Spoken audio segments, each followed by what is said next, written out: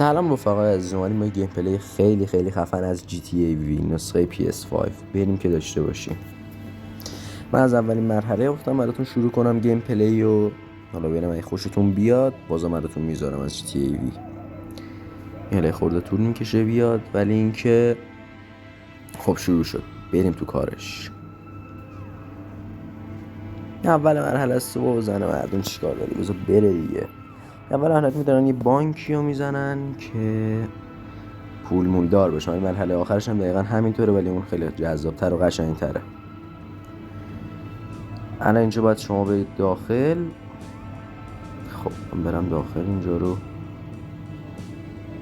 در باز نمی‌کردی؟ آره کسکم مشکل برایت پیش آمده. پاشو برو، پاشو بلند شو. اینجا باید زوم کنید روی یکیشون که پاشن برن تو. اینطوری برای این آقا و این آقا هم تو تیراندازی نهاد بکنید، برای میبازین. اینجا میرید یه تیر بزنید در دیوار اشغالی. من اینجا کرم داشتم این میزدم. بعد اینکه سابسکرایب یادتون نره دوستان عزیز، زنگ رو حتما بزنید که ویدیو جدید با خبر بشید. خب اینجا میگه زنگ بزنید به بمب. یه جهت بالا میزنید، یه زبدر میزنید، زبدر و زنگ میزنید به بمب. الان در بانک، در همونجا که مثلا پولا داخلشه، گاف صندوقش میترکه. خب بریم. خب الان داریم میریم داخل. بریم که داشته باشیم فکر کنم 178,000 دلاری بانکه داره. چه بانکی که اینقدر کم داره درآمد؟ کلا توش 170,000 تا پول بود. ببین چقدر میشه الان پولمون. 94,500 178,000 تا بانک بود این آخه.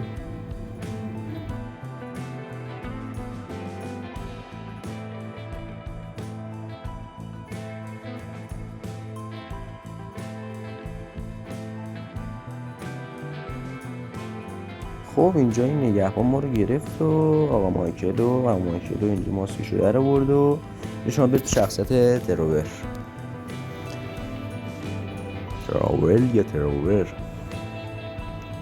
خب ما رفتیم حالا باید هدشاتش کنید. به عبارتی گوپس. من اینجا اشتباه زدم و متاسفانه ریدینگ کردم.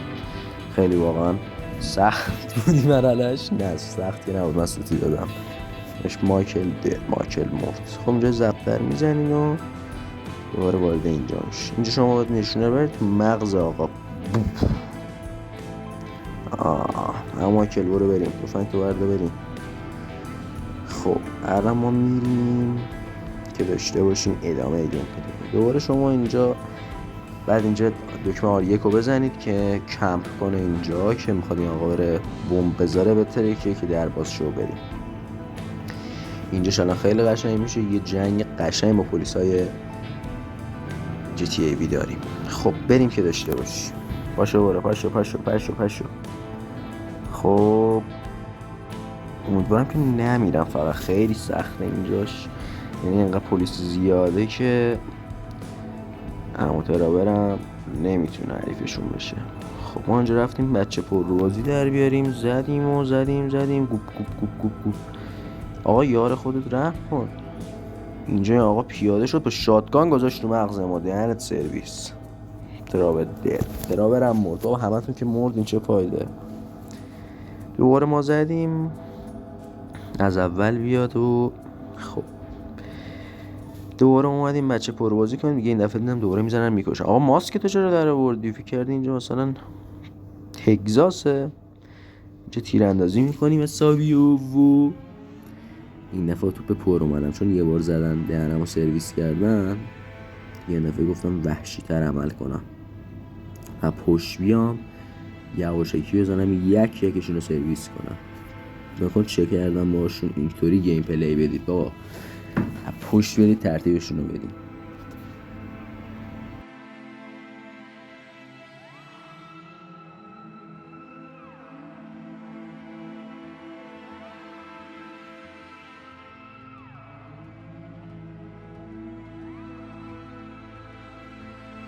خب گفتم اینجا بیام دوره رو کمپ کنم، یه خشابی بزنیم اون در بدن رو بریم.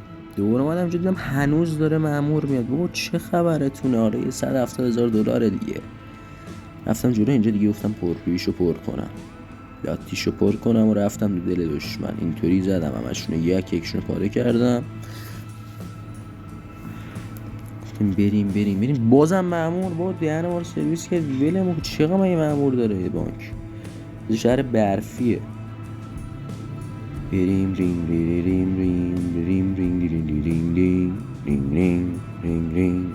اینجا دوباره من اینا نباید بکشید، ولی من گفتم بزنم اینا پرویشو پر کنم برای اینا.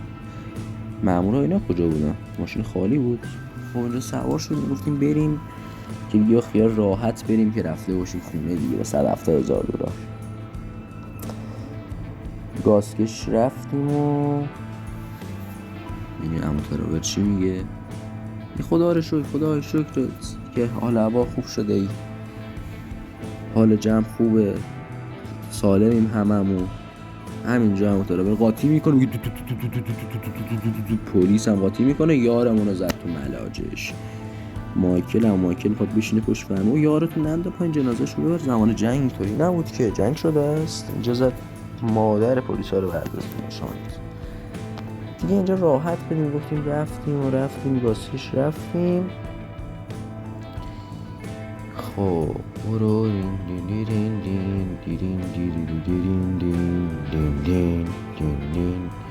مستم و شنگولم، حال خوشی دارم. اینا مأمورن و نباید بهشون بزنید میفتن دنبالتون. حال خوشی دارم به خودم میلولم. جا دیدیم سر را بسته است و مجبور شدیم بکشیم سمت راست و مثلا موتور بود البته، ولی خب اینجا قطار زد سرویس کرد ماشین رو. گفتیم دیگه ادامه راهو پیاده خط 11 بریم.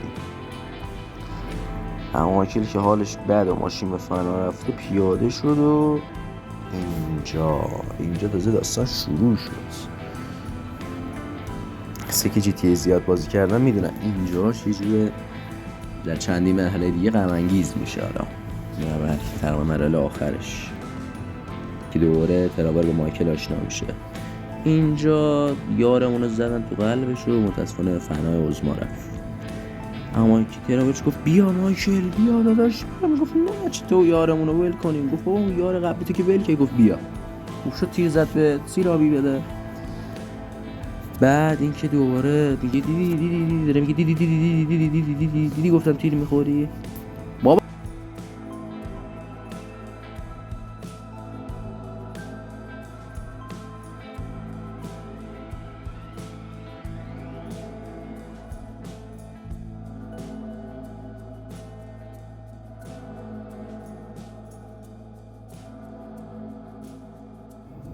گفت حالا 2 تا تیر خوردیم دیگه. ما اینجا گفتیم مثلا درگیر شیم با اینا.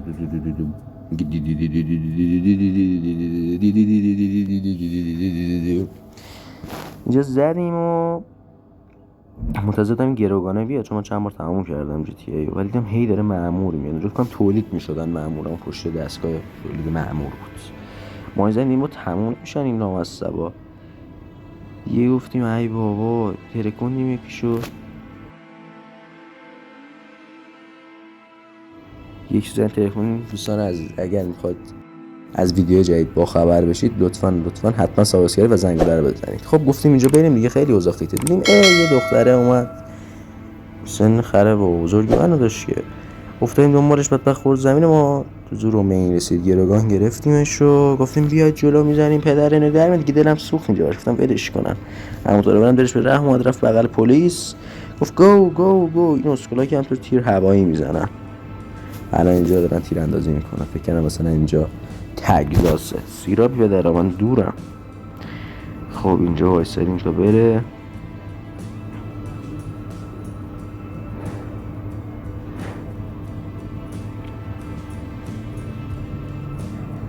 خب رسیم به اصل مطلب. اینجاها خانواده اون بنده خدایی هستن که اینجا تیر خورد تو قلبش. این هم آقا پلیس هست که اینجا وایساده و داره سکیوریتی رعایت میکنه. و خودتون زدید کشتینش.